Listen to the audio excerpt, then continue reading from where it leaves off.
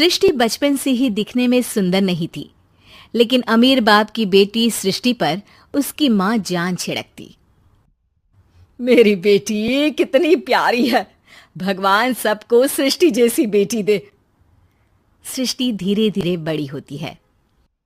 एक दिन सृष्टि की सहेली कहती है, तू दिखने में कितनी अजीब सी है, लेकिन मैं जानती हूँ हम सब में सबसे अच्छी शादी तो तेरी ही होगी। तेरे पापा अमीर जो है। और बता नहीं सकते यार, दहेज तो हर कोई देता है, ये क्या ज्यादा ले जाएगी अपने पति के लिए? अरे बड़े शहर में कोठी है इसके पापा की। अरे पापा की है ना, कौन सी इसकी है? इसकी होती तब तो कोई भी लड़का इससे शादी कर लेता। मतलब पापा की है तो मेरी ही है ना? किसने कहा? अब तेरी तो तब होगी ना जब तेरा भाई ना हो। वैसे भी शादी के बाद सारी प्रॉपर्टी भाई के नाम होती है। सृष्टि समझ जाती है कि उसे किसी भी हालत में माँ बाप की सारी प्रॉपर्टी को अपने नाम करना है, लेकिन कैसे? एक दिन सृष्टि का भाई शीनू कहता है, बहन क्या कर रही है? तुझसे एक बात करनी है। अरे हाँ हाँ करना, मैं तो तेरी बहन हूँ। बहन मेरी लाइफ में ना एक लड़की है, बहुत अच्छी है। मैं सोच रहा हूँ माँ और पापा से बात करूँ शादी के लिए। सृष्टि को समझ में आ जाता है कि भाई की शादी होते ही भाभी उसे एक दिन भी घर में बर्दाश्त नहीं करेगी। क्या बात है भाई, बताना कौन है वो? यार वो बहुत अच्छी लड़की है, पढ़ी लिखी है, मेरे साथ जॉब भी करती है। बस एक प्रॉब्लम है। हाँ प्रॉब्लम? क्या प्रॉब्लम है भाई? यार वो शादीशुदा है, लेकिन उसके पति ने उसे सिर्फ इसलिए छोड़ दिया क्योंकि उसके माँ बाप दहेज नहीं दे पाए। सृष्टि ये सुनकर न जाने क्यों खुश हो जाती है। अरे भाई तो क्या हुआ, लड़की तुझे तो पसंद है ना? शीनू को लगता है कि बहन उसे समझ रही है। वो इस बात से अनजान होता है कि उसकी बहन की मंशा पूरा घर हड़पने की है। सृष्टि अपनी माँ से कहती है, मम्मी मुझे तो बहुत चिंता है। पता है शीनू क्या कर रहा है? अरे क्या कर रहा है? वो तो काम पर जाता है और वापस घर आता है। नहीं ना माँ, वो यही तो नहीं कर रहा, बाकी सब कर रहा है। आपको पता है उससे प्यार है, और वो भी एक शादीशुदा लड़की से। ये क्या हो गया? मैं सोसाइटी में क्या मुंह दिखाऊंगी? अरे तेरे पापा तो यही कहेंगे कि मैंने ही उसे बिगाड़ दिया है। माँ देखो, मेरी बात मानो, पापा पर भी विश्वास करने की जरूरत नहीं है। अब आप ही बताओ, पापा इतनी देर घर के बाहर रहते हैं क्यों? बोलो। अरे बेटा वो तो नौकरी करते हैं ना। तू बहुत भोली है माँ। पापा का ऑफिस तो 7 बजे खत्म हो जाता है, लेकिन देखो कितनी देर से आते हैं। अरे नहीं नहीं बेटा, ऐसी कोई बात नहीं है। सृष्टि माँ को एक औरत से बात करते पिता की फोटो दिखाती है। देखो माँ कैसे हैं पापा, मैं ना कहती थी कि पापा सही नहीं है। मैं तेरे पापा से बात करूंगी, दे फोटो मुझे। ओ माँ, वो तो डिलीट हो गई। लेकिन चल, तूने तो देख लिया ना। पापा से बाद में बात कर लेना, और हाँ मेरा नाम बिल्कुल मत लेना। हाँ माँ। अब क्या था, सृष्टि के माँ और पिता के बीच झगड़ा होना शुरू हो जाता है। सृष्टि के मन में क्या चल रहा था कोई नहीं जानता था।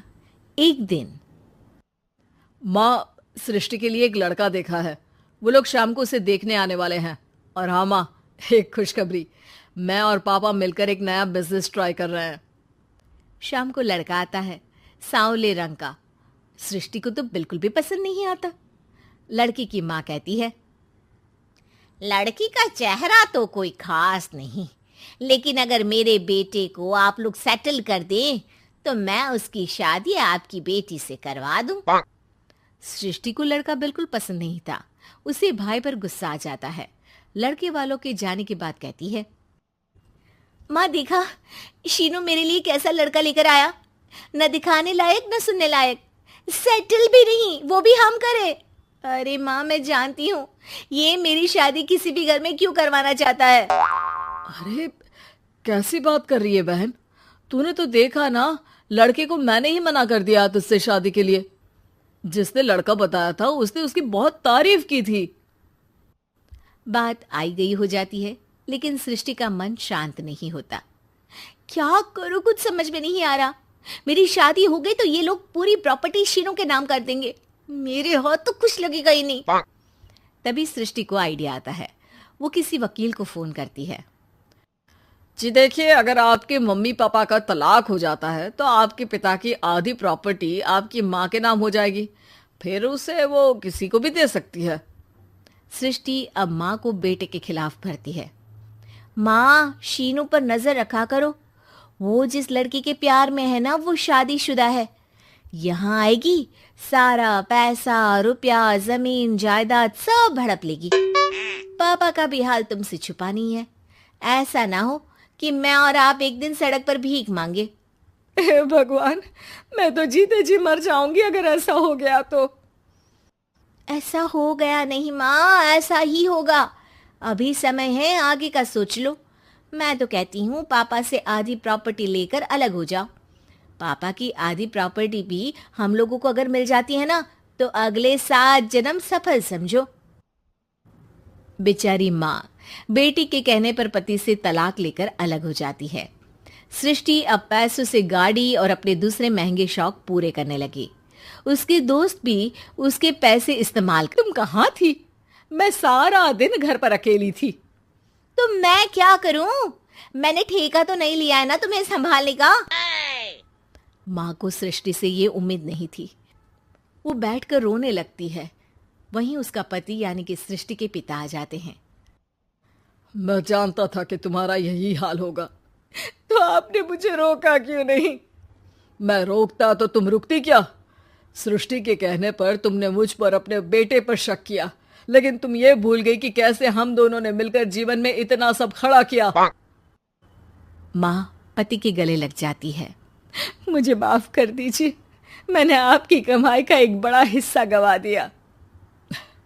कोई बात नहीं, तुम साथ हो तो मैं ऐसी 7 प्रॉपर्टी खड़ी कर दूंगा। तभी वहां सृष्टि आ जाती है रोते हुए। माँ, मयंक ने मुझे छोड़ दिया। वो बोल रहा था जब तक मेरे पास पैसे थे तब तक ही वो मेरे साथ था। पापा, माँ, मुझे माफ